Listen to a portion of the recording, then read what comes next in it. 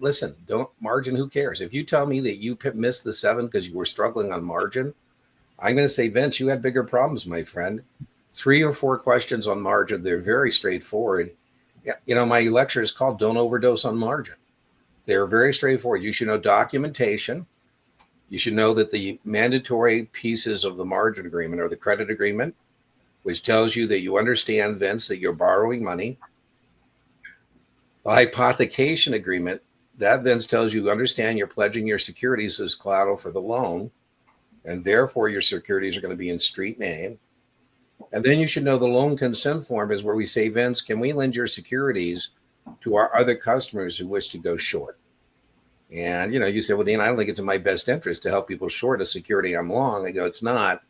And so the loan consent form is optional. The other one, events that shows up, I said 2, 3, that I call it stupid but testable in a new margin account, not Reg T, SRO. The minimum is 2,000. And they give you questions where somebody buys less than 2,000. And Vince, I go, why would you want to pay 2,000 for $1,800 in securities?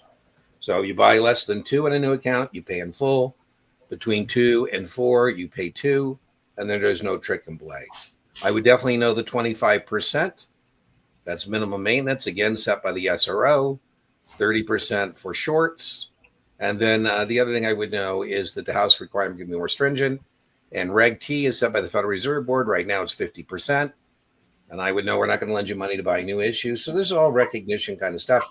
I actually just gave you, Vince, more test questions than you're actually going to see on margin. Classical margin equation. I will link to my margin lecture, but you know, I've you know, you're going to get us going on a rant, or me, Vince, and I'll turn it over to Brian. Test script vendors drive me nuts, and Vince, they love writing margin practice questions because it's so easy. Brian and I could pump out 100 practice margin questions in about 30 minutes. Now, good news, you get margin, you're not going to miss any of these.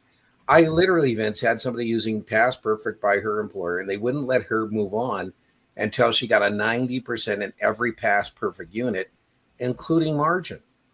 And she paid me to tutor her through the Past Perfect margin questions.